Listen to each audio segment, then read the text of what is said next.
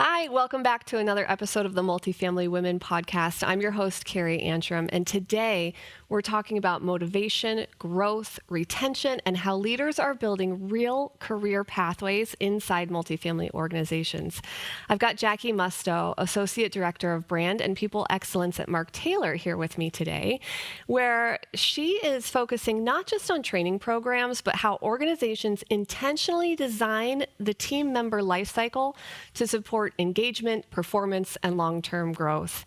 Many of you also saw Jackie on stage at the 2025 Multifamily Women Summit, where she delivered a keynote on neuroscience-powered leadership for resilient, productive teams. In that session, she explored how the brain's survival, emotional, and executive states influence how people perform at work, and how leaders can create environments that keep teams focused, motivated, and in problem-solving mode. Jackie, welcome to the show. Thank you so much for having me. Every time I come in this studio, I'm in awe. It's so beautiful. Oh, I love it so much. You guys have done a great job. Oh, thanks. So I love having you here. I love how you matched the theme. You did a better job than I did, and I'm here every day. The 5 things that I have are pink are for you guys only. Oh, I love that. Yeah, all my sequins, anything sequin I have, it's like for the Women's Summit. I have all my sequins lined up. So listen, I want to talk to you a little bit about what inspired you to do this type of work? Like, how did you begin in multifamily, and where has this led you to be doing this? Like, you're doing brain research. You were on the keynote you delivered at the summit was incredible. You had slides to show us, or posters, of the brain. It was amazing. Yeah. So I started in multifamily on my 20th birthday, 19 years ago. I know it's always easy to do the math there, but on my 20th birthday, and fell absolutely in love with it. I started as a leasing consultant and went over to Mark Taylor. When I was there, right before I left Mark Taylor, I was a dual site manager of community operations. But at that time, the really cool thing about Mark Taylor is they have so many people there with a ton of tenure. And people have been there for a really long time, and that included me. But with that, we are a little family, and so we call each other when we needed help. And I did actually a lot of the training and mentorship. I was teaching a couple classes a week, and I realized that that's what I wanted to do exclusively. I wanted to train. I wanted to create content. And at the time, that position wasn't available. And I also really wanted to go back to school. So I enrolled back in school to get my degree in human resources, and I also left to work for Avenue 5. They hired me on as a career development manager, and I loved it. I had a really great leader there who allowed me to just use all my creativity to create content and micro videos and all sorts of things. But then Mark Taylor gave me a call and had this position open in Brand and People Excellence, and it felt like going back home to me. I was really excited about that. And at the time, I was finishing up my degree and said, you know what, I'm going to get my master's now. So I got my master's. I guess I wanted to be a forever student. Yeah. Got my master's. And as you know, I also had a son who is neurodivergent. And I've always been so interested. Nothing to me is almost ever surface level. When we're talking about conflict management, I can't ever just think of the steps it takes to resolve conflict. I have to know what's going on in the brain. And so when my son was born, he inspired me even more to do that. And that's why everything I research when it comes to leadership training, conflict management, even sales training, it's always somewhere around the brain, and finding out the why is just important to me. So I dove into that much more. I love that. And I think that makes a huge difference when you're having a conversation that might be a little more difficult, right? You're some sort of conflict resolution, or, just one of these crucial conversations. I think what I learned from your keynote, just knowing what's happening in the brain makes it a lot easier to understand how to have that conversation, how to approach someone, and why they might be doing what they're doing, thinking what they're thinking. You're like, oh, okay, it's because of this, right? And then you know how to approach it better. Yeah, conflict management is by far my favorite class. I think at this point, that class has touched thousands of people because I've taught it for 10 years now, and actually across the United States. But what it opens with is emotional intelligence, and we talk about your amygdala and having an amygdala hijack. Yep. So I have them write down the last time they had an amygdala hijack, and we talk about it, and I say, do you feel like you have these more in your personal or professional life? And then we stop for a second, and I say, okay, what about residents? They're humans too. Right. They have these too. And everybody's like, dang it, you're right. Like, they're expecting me with, I have 14 years of being yelled at by residents. They're expecting me to just be on their team. And I am. But part of being on someone's team is making sure they understand where someone else is coming from and having them see it a little bit different. And I always teach people having empathy actually causes or alleviates stress in your body. When you're in conflict with someone, if you can find empathy there, you have less stress. You're not trying to win. That's so stressful. And so that's my goal of that class in particular, is people to leave and have less stress from conflict. Yeah, that's amazing. That is something that everybody deals with, and I think is very difficult. It's hard to have those conversations. Yes. Yeah, that's amazing. So then what does a typical day look like for you? Oh my gosh. Is there a typical day, or is every day different? Every day is definitely a little different. I love that about brand and people excellence, is we cover so many things, but my part of the department is mostly the training and development piece. So we have a very robust onboarding program that I'm very proud of. I think when it comes to service team members, I personally think there's nothing else like it. They don't even go on site until their 5th day because we do so much before. Right. A lot of the onboarding piece, we do that every other week. So that's a lot. And then creating content, helping leaders, seeing what the skill improvement opportunities are across the company, creating skills pathways, creating new initiatives. We just rolled out last year something called Path to Pro, and it's a certification program for our service team members. They were kind of the star of the show last year. We put a lot of care into their development, but it's 9 certifications that they can earn within Mark Taylor: plumbing, electrical, general maintenance, HVAC, OSHA, EPA, and they get paid monthly if they obtain those. So that was a huge initiative last year that we helped launch. So making sure people are taking advantage of everything we have to offer is a big part of my job. Yeah, absolutely. And so as Associate Director of Brand and People Excellence, how is this different than just your traditional HR training? It sounds like you're going above and beyond, maybe. Yeah. So the way I like to view it, so not only are we the training and development piece, we're also we're corporate social responsibility as well. We do all of our what we call VTO, volunteer time off events. We handle all of the regular team member events, so leadership summit. We have team appreciation week coming up, picnic, all of that. But we're also brand integrity. This department actually was brand integrity on its own and training and development on one. And then we merged because we found that, as we were creating SOPs, and we actually have a community certification program where we go out and we audit all of our properties twice a year. It covers how files are being run, the property aesthetic, all of it. They would find items, and then we'd almost have to transfer it to the new department. So we merged so that I can say, what are the top 10 things we're seeing during these audits? Let me create training or SOPs or whatever it is for it. So that brand integrity piece is big for us. Mark Taylor, our goal is to be the most admired brand and never compromising on our principles. And that is brand and people excellence for sure. We're making sure that vision is always showing through on our properties. That's incredible. That's a great vision. And you mentioned the skills pathways. Can you tell me more? What is that? How does that work? Tell us more about that. Yes, it's absolutely this year, 2026, something I'm have at the forefront because it's all about growth for everybody. And it helps us dive into getting out of that linear growth that's so common in property management, right? If you're a leasing consultant, you got to become an assistant manager, which is a totally different brain. Right. It was very tough for me. I'm a people person. I'm creative. And then all of a sudden you're giving me delinquency. I'm like, no, I love relationships with people. Right. Or, more files. And that was tough for me. So, and I know it's tough for a lot of people. You kind of jump around. So what Skills Pathways is, I'll give you the tactical point of view of it, is we take a job description and we list everything out, and then we talk about what are those tasks that belong to each part of that job description.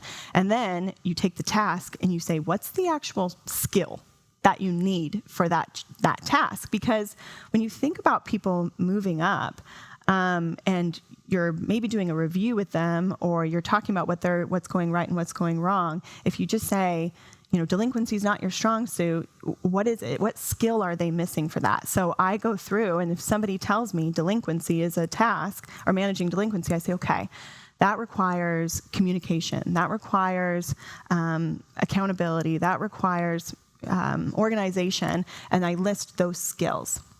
So each pathway to a new position probably has 25 to 30 skills somebody needs. And what they can do now is rate where they're at, within each of those skills. Okay. So within our learning management system, an employee can go in and say, okay, for organization, I'm a 3 out of 5. For empathy, I'm a 5 out of 5. And then the leader of that team member can go through and say, I agree with you, or maybe this is actually something a little lower. And then from there, classes are assigned based on how they rate themselves. So if they rate themselves for organization a 3, they're going to get 3 classes to help with that. And some of them are in person, some of them are online. And then they can go back after 90 days of taking classes and see where maybe they need more classes within that one specific skill, but they can continue to work on the actual skills for that. Is this happening during onboarding, or is this after they've been with Mark Taylor for a while? There's 2 ways that it can happen. It can happen when they're ready for the next step. So within our LMS, they can say, I am a leasing consultant. I'm looking to become an assistant manager. And that's where all of the skills for them to rank themselves pop up. That's brilliant. I love that. Great. We actually right now have 400 people in a skill pathway at Mark Taylor. They can use it. So if they are saying, hey, I'm feeling like I'm struggling in my role, they could absolutely go in there and say, what's my current role, and rank themselves that way. And I do encourage that during review time to kind of do that with them, because it's kind of what the reason for skills for me is. It is really tough to just say, okay, why am I not good at that task? And so that's why I really want leaders to use it as part of the review process too, to talk about skills instead. But yes, it's been really great. And so we've developed all of our on-site roles, and now we're actually working on all of our corporate roles as well. So today I'm working on the business development teams. So if somebody on site or somebody in marketing wants to go into business development, they can also look to see what it would take to become a part of that team. That's great. So they can see where their strengths and weaknesses are, and they might even rank themselves, differently than their team leader would. Absolutely. Like, you gave yourself a 2 here, but I don't think you're giving yourself enough credit, because they might not even see it in themselves, like you said. And so then that determines kind of what path they want to take, might help them understand. Yes. They might not even know, like you said, you list out all the tasks for a certain, job and all the skills. They might not even know. They could look at that and say, oh, look at that. I might be good at that. Never thought about it. Right. And I think that's important too, because some people don't realize the next step is sometimes very different. Yeah. I heard someone say one time that becoming a leader is not a promotion, it's a job change. Yeah. And I thought that's wrong, been so perfect. That's like the perfect phrase for me. And people don't realize how many different skills that takes. Right. I think if somebody would have sat down and showed me all of the skills for an assistant manager, I would just say okay, could I opt out of this particular position? Or at least I would know okay, this is possibly temporary for me, because I actually would make a really good manager of community operations. I have those skills. So it would be motivation for me, instead of getting there and being like, oh, now can I not even go to the next step because I don't have this. But even not realizing it requires totally different skills that I actually did have as a leasing consultant. Right. Wow. That's really interesting. And how is this different than, leaders identifying these skills? How is this different than it was in the past? I think, we focused so much on the tasks. It was cross-training how to do our weekly report, cross-training how to enter checks, or, for a service team member, cross-training how to order parts, right? It was, and again, you'd get to that, and that's what happens with promotions, right? You get there. I just read that promotions actually have a 25% turnover rate in the United States. You'd think you'd get there, you're so excited to be promoted, and within 90 days, people are like, this isn't for me.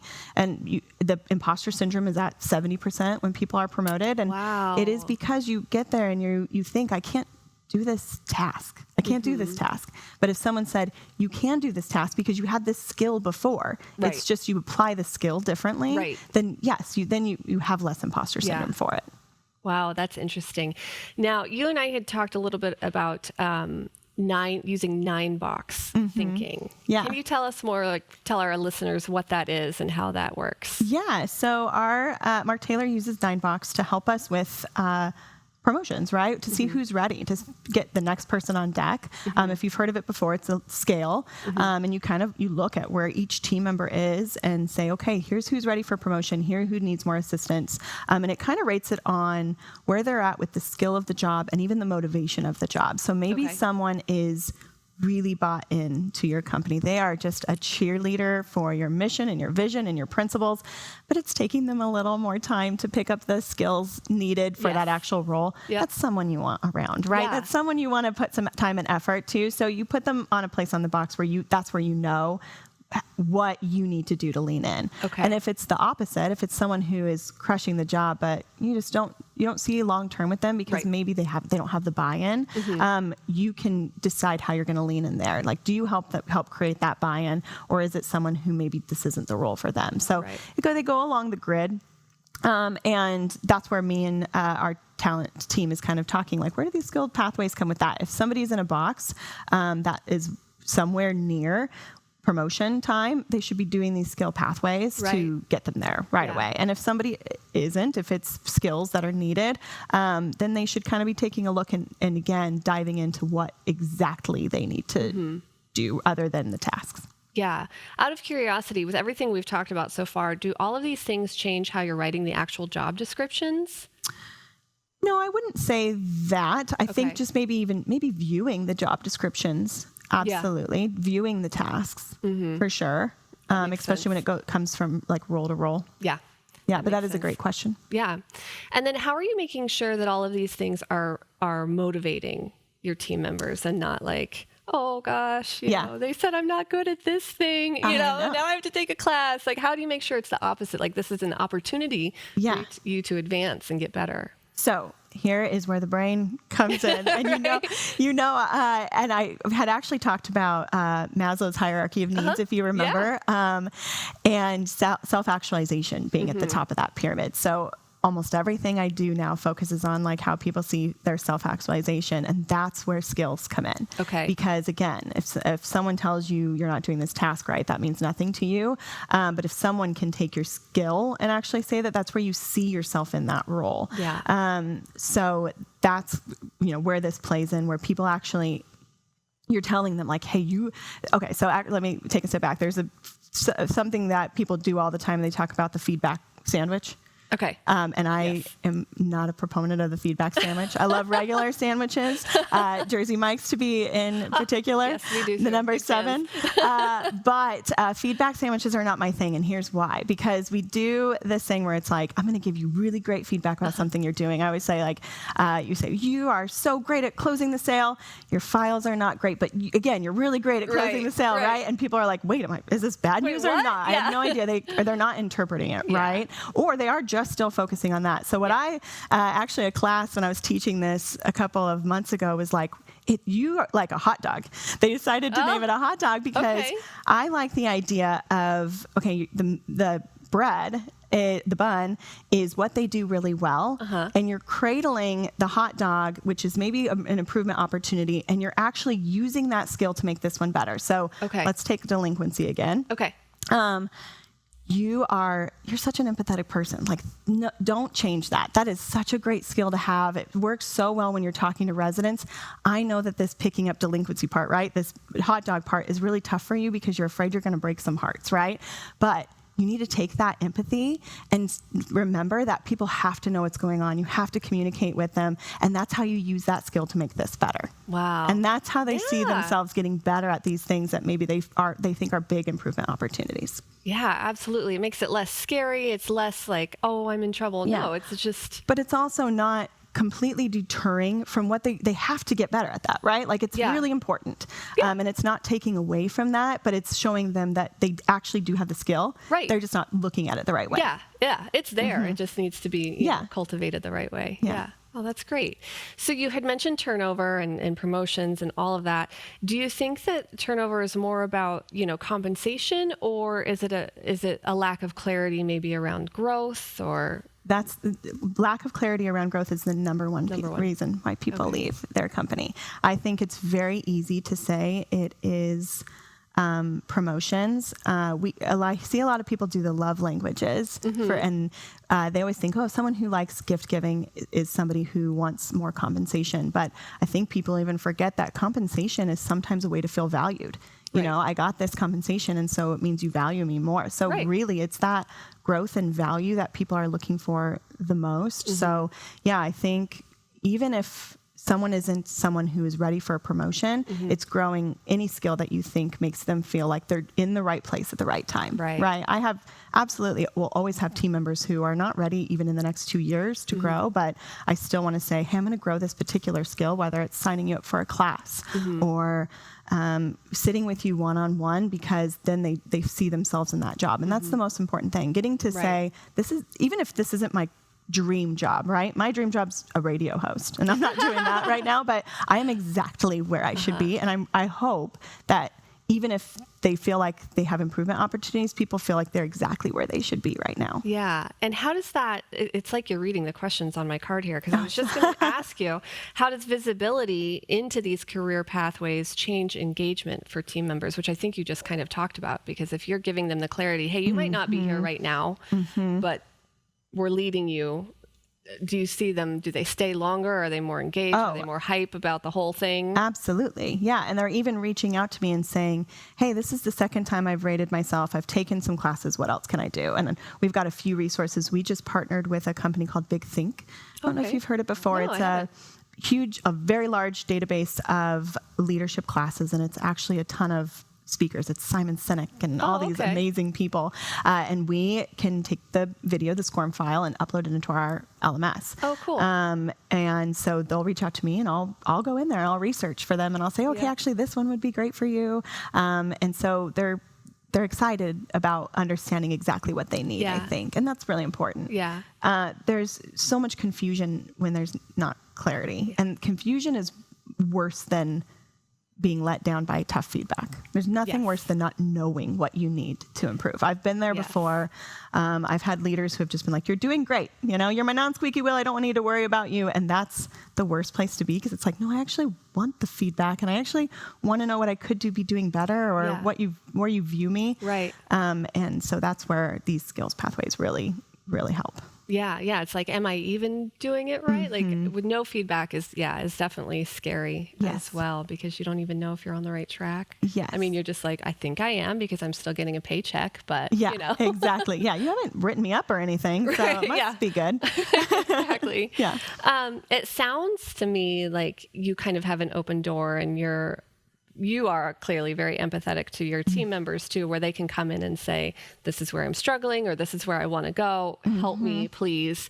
How does that feel, and how have you developed that leadership skill personally to be such a motivational force within Mark Taylor? Very similar to the exact reason why my son has helped me understand the brain. I actually wasn't a great employee at first. I was an awesome leasing consultant, really great. I had amazing closing ratio. My file management, I am sorry to anybody who worked with me and had to help me with that. I wasn't great. And I think one of my biggest success stories is I was written up at Mark Taylor my fourth year in. And here I am almost 20 years into this, right? So I like to tell that story because I understand. I understand what it's like to feel like a failure, and you kind of feel like, oh my gosh, I've got to get out of here. This is embarrassing. But it's not. Actually, if anybody watches it, they probably had no idea that ever happened to me before. But did you just tell a big secret here? Told a lot of people. Yeah. But it's so important to me. I think it's just helped me realize, like, nobody's perfect.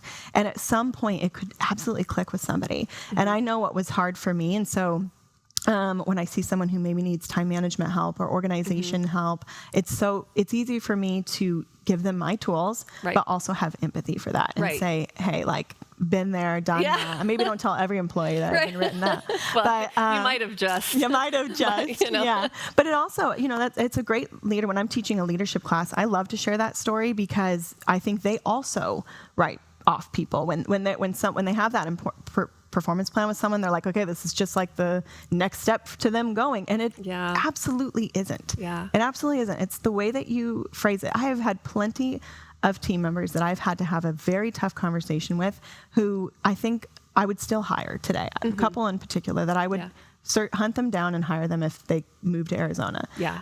And so I think that's really important for people to know. Yeah, that's really interesting. I've seen lately a lot of like reels and TikToks about performance improvement plans and how, it's just the next step to getting fired or whatever. But to hear you put it differently. And it can be if you're putting someone on that plan, but then not giving them a path to improve, like the training and the classes and watch this and do this, and, then I actually, when I teach our review class right before review season, which we're actually in the middle of right now, one thing that I tell them to do is within the review, one, reflect on what, if you partnered with me yet to talk about classes they should have been already beginning. Right. But if you haven't, then let's list some classes for them to take, give them a due date and follow up on those classes as part of that. Yeah. Because, it's the next chance to get to the next, to get better at this and improve that skill. Yeah, that makes perfect sense. So what do you think, we're talking about everything to do right? Like it's working and it's going great. What do you think leaders get wrong about promotion decisions? Again, it's that thinking about just the skill involved for sure. I think just thinking about, the tasks involved for sure. Just planning. I remember when I first got into training and people would send me training requests, hey, I have someone who's ready for the next step. I would like them to get this, and this training. And it was all tasks. It was all how to do the reporting. It was all how to do this. And I remember being like, can we sneak in some leadership classes? And they'd be like, yeah, when they get to it. Right. It was always, and I'm like, no, we need those human skill. Yeah. It was very surprising to me. And that's 100% it. Right. They forget it's understandable as a leader. Let's say like a manager, you're talking about the regional manager who's so busy and they don't have time to micromanage. It is easy for them to say, I'm ready for all these tasks to get off my plate, but then they're going to have a tough time with the team member piece of it. So I have a robust 8-hour critical conversations class. And I'm always like, can we, as soon as someone's promoted, let's get them in this class because it is the most important piece. It really is, they'll get everything else. They'll understand how to do the reporting and the invoicing, but the leadership piece they have to get down sooner than later. Yeah, for sure. Are there certain signals or clues with your team members that you see that you're like, yes, this person is ready to move up, to take the next step? Like for anyone listening who might be feeling like, I'm ready to go. I want to do more. I want to get a promotion. I want to get more money, whatever it is, their motivating thing. What are the signals you see that tell you like, yes, this person? Or maybe there aren't any. I don't know. That's there absolutely are. I think there absolutely are. I like, obviously independence is big for me. Follow up or adding to something. If I give a task and I have a team member that's like, okay, I did this task and I also had a really great idea to enhance that task or to do. Yes, I'm like, okay, yeah. Because then they're not just thinking about that; they're thinking outside. I love when they're contributing ideas is really important to me. So it isn't always just about, are they doing everything perfectly? It's probably thinking above and beyond what they're doing. I think you're spot on with that. I love it when like what you said, they're thinking beyond, because it's okay. I love a task rabbit. Like, I mean, I need this, get it done. I know. Amazing. Thank you so much, whatever that task was. But but when they go above and beyond and you can tell they're thinking about it more than just this one thing. They're like, okay, well, this is how it plays into the bigger picture. Yes. This might be helpful to Jackie. So let me just see what she thinks about this. Like, then you're like, oh my gosh, they really care. I know. Right? And they're starting to think at the next level, right? That's another thing about promotions that make them so scary. And that's actually even just recently for me is you master this task master this position to the point where you are going above and beyond and you're doing your own thing. And then you get into it and you're maybe able to do everything at surface level. And for high achievers, that's gut-wrenching. It's the worst. It's so hard. You're like, hold on, how did I go from being good at this and now I'm just like this mediocre, like kind of barely getting by. And that happens to a lot of people too. So that's why, you're seeing that, but then reminding them, hey, you're not going to be like that at the next role. It's okay if for the first 90 days you're floundering a little bit. That's what I'm here for. So you kind of almost set them up, not set them up for failure, but set them up to know that it's the expectation is not to just hit the ground running and be the exact same person you were before. That's what causes burnout and that leaving after a promotion. Right. Well, like you said earlier, it's a totally different role. Mm-hmm. I mean, I had the same experience before I was even in multifamily. I was in the legal field and I was so good, so good. I'm task oriented. I got all my stuff done. They're like, great, you're now promoted and you're managing all these people. Well, I had never managed a single, other than myself. I had only ever managed myself in the real world. Yeah. And, with no clarity around what that meant or training or support afterwards, it was like, the burnout hit real quick. And I was like, that's really interesting you say that, because when I entered this new role, it did become a lot of overseeing and rolling out new projects. I just rolled out a brand new, something called on-screen guidance, and that took a lot of kind of back end work. And I was so used to creating, and that's, what my biggest skill was. And I loved, I still was a leader at the time, but, and I think my very smart leader was like, hey, I think you're experiencing burnout because you're not doing the thing that you loved so much, right away. And so then I had to take responsibility to get creative on how I still stay creative, right? Yes. So it's helping my team members with their webinars on a surface, 10 minutes a day. I'm like, okay, let's go over your webinar and see if I can contribute, right? And then I go back to my task management that I'm not as excited about. And that did help me. I've been incorporating that more. And it's like I get these little pieces of what I loved, but then I still get to elevate myself and still get to show myself in the world that I can still be doing something else and becoming, elevated in my role. Yeah, absolutely. And I think that by having that pathway, it kind of you're cutting out some of the frustrations that might come, because if you promote someone and it doesn't work out and they leave, or it also affects everybody else in the office or everyone who's working with them. The turnover, everybody knows. Obviously, turnover is hard. It's very hard. Yeah. So that's interesting. How do you align? You just mentioned you got promoted and you're like, okay, I have to kind of shift my thinking here and figure out how to make this work for me. How did you do that? How do you align your individual goals, but stay aligned also with the company goals? That's a really good question. So our department, like I mentioned with the vision in particular, it's very easy for us, but the mission is, to create exceptional communities that invite, inspire, and feel like home. And so it's getting creative, figuring out how to motivate people. So my favorite thing to do is motivate, figure out how to get them motivated, get in their brain. So instead of I'm in charge of a department that spreads the message on how we keep up the brand integrity of Mark Taylor. And where I get to use my skills that I love to continue to do is say, okay, how do I motivate that too? Here's a sales class, here's the creative way to deliver it and create the why and do all of that. So that grows me individually, but while also staying focused on Mark Taylor's ultimate goal. Yeah. Yeah. That makes perfect sense. Yeah. So for women in multifamily specifically, we mentioned you spoke at the summit last year. Thanks again for doing that. I loved it. I'm glad you had a good time. For women in multifamily who want to grow into leadership, they might not be there yet, but how should they think about skill building differently than just working harder? I think women, especially like you mentioned, maybe you didn't say type A, and maybe in my head I said type A, but those of us who are like, we got to get it right the first time, how do we actually build the skills rather than just working harder and getting to the burnout point? Yeah, I think that it's so significant because, and I apologize, I keep going back to that task orientation part of it, but we do get so worried about getting things right the first time, and we just need to lean into our strengths, right? That's when I talked about the idea of I wasn't a great assistant manager because I'm not a type A person. If you haven't figured it out, okay, so then that was my brain saying type A. Okay, got it. But how do I lean into those strengths to move up or to elevate my role, right? And I think with skills pathways, it's not anybody saying, you're too empathetic, so you can't be a leader. Right. You're saying, actually, this is a strength of mine, and here's how it applies to all of these tasks. Because I could probably add in empathy into several tasks that we do in almost every single skills pathway, right?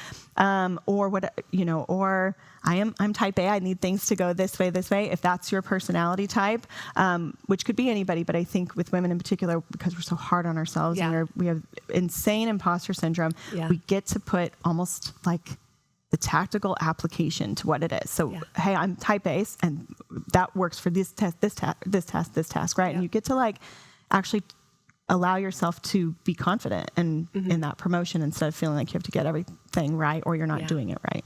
Yeah.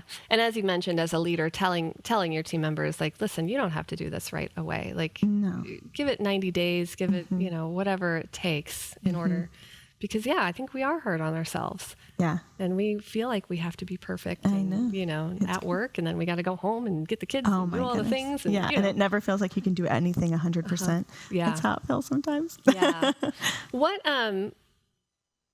aside from like task-oriented skills, what human skill do you think people need for the future to be successful? Communication, I think, is one of the most underrated skills. In a way, negotiating or persuasive communication. Persuasive communication in multifamily can land on almost any skill pathway for me. Obviously, leasing, even maintenance. You're going in and you're talking to people in their homes, right? You need to have good communication, but marketing, my job, obviously, up to the CEO, right? You have to have great communication, and whether that's written or verbal, and just the ability to have the strength to talk to people about hard conversations. So that might be my number one. I'm such an empathy person, I think, or just being able to like see people and meet people where they are in the world, right? Wouldn't that be awesome if we were just better at that? But I think in the workforce, like if you could just understand if that someone is going to be type A and you're going to be type B and we're going to find a way to work together. My leader is in type A and I'm type B, and we have found the most amazing way to work with each other. I'm like, great. I have this idea and it starts on the top of a roof, and she's like, okay, let's figure out how to like actually put this together. And then it works, it's always wild and crazy. It's that convergent and divergent thinking that's like merges so perfectly. And when you can get it right, it's like, excellent. And if people can continue to work that way instead of just saying like that person doesn't do things the way that I do them, because that causes the most conflict, and it's also hard on you too when you are stressed and when you feel like that all the time, like, oh, they can't do it the way I do it, so it's wrong, right? It's about finding the beauty in it, right? The silver lining of how we can work together. Exactly. Yeah, that's really interesting. Just this morning on the Innovation Council, we were talking about how even residents now are using like something like ChatGPT to write emails to leasing agents. And so when you mention communication and knowing how to have, those more difficult conversations, but do it, diplomatically and how you're going to get your point across or whatever, because everybody's using all these new tools that's maybe improving the writing, or I'm not sure, but I do love it. So when I'm feeling the heat of the moment, maybe upset about something, I'll write everything I want to write. It's kind of like journaling. And then I plug it into ChatGPT and I say, make this concise and warm. Or make this concise and helpful, right? Yes, so that absolutely. And it does. And I read it and I'm like, that's, and now the great thing about that is I've seen it so many times now, that's just how I write, right? It's helpful. But so I do encourage my team members our managers of community operations to do that. If you're writing a resident email, it used to be sit on it, come back to it. Now it's plug it in ChatGPT and say, hey, I'm a manager. I need this to sound helpful. And then it's all about the emotional intelligence as well, right? Because we can easily shoot off an email in 3 seconds and be like, oh no. Well, the great thing about my ChatGPT now, I pay premium. It knows me very well. Is it's actually told me this doesn't seem like your personality. Like it'll say like usually you're warmer than this. And I upload emotional intelligence tools in there, videos, and I make it known to ChatGPT that this is how I want to present myself. This is how I want to be. This is how I want to think. And so that way it's not pulling from anywhere trying to decide. It's actually focusing on like the way that I want to show up. Yeah. I love ChatGPT. Right? Who doesn't? That's great. So, sorry. I'm wondering, is there any advice that you would give to your younger self or to leaders who are just emerging in multifamily to kind of smooth the transition in? Gosh, multifamily has changed. Yeah. That's much. true. It might not So even maybe apply that's to your it. younger Adapt. self. Yeah. Adapt, right? That actually would probably be it. Is it has changed so much, and we do say, oh, it used to be like this. It used to be like this. I don't want it to be like this anymore. And at Mark Taylor, we use a SMART model, and it's simplify, make space, adapt, refine, and thrive. And that adapt piece, admittedly, even some of our leaders will say that's my hardest part, is because when we change something, which we have to, right? And Mark Taylor's great at it. We're so innovative. It's hard, and so that would be it. Is if something comes up and you don't understand it or you don't agree with it yet, try to look on all the sides. Communicate with your team. I hear you. I see you, but there's probably something we're missing. Let me look into it for you instead of feeding into that. And go to your leader and ask for more why. And maybe you'll understand, because there's plenty of things that I, almost picketed out in front of our corporate office. I don't want this. And then 6 months later, I'm like, oh, actually, this is really cool. Oh, that was great. Yeah, good job, guys. I'm really glad we do that now. So adapt. Yeah, that's funny. Yeah, I mean, change management is so difficult. It's something it's a topic at every summit we do, because it's always evolving and finding a way to, like you said, communicate these changes with your team members and make it less scary and make it more palatable. Yeah. I mean, if we didn't, we'd be putting guest cards in a Rolodex and typing up leases still, which is what we were doing when I first started. Yeah. So can't imagine. I know. Yeah. I love that. The Rolodex. Is there one skill, if you could give everyone one skill to focus on in the next, looking ahead for the next 12 months, like if we were to come back here next year, what skill would you have wanted everyone to work on?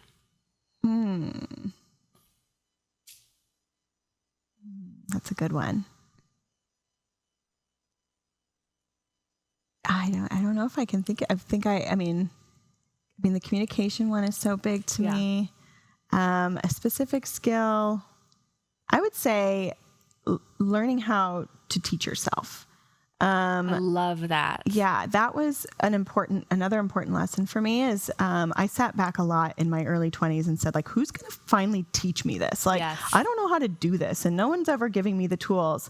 And our principles, we've got two. One is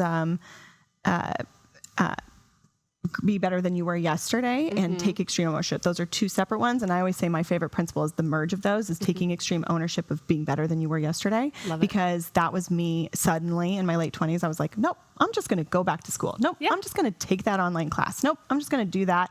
And that's when I finally grew. And it's funny because that's my entire job is to supply the training. But at the same time, that's so important to take extreme ownership of that. Yeah, I love that. And once you realize, like, wait a second, I am a grown up. I mean, I am responsible for my own decisions, my own life, and I can take classes. I can go back to school, or I can do this online learning. Like, I can learn whatever I want. Yeah.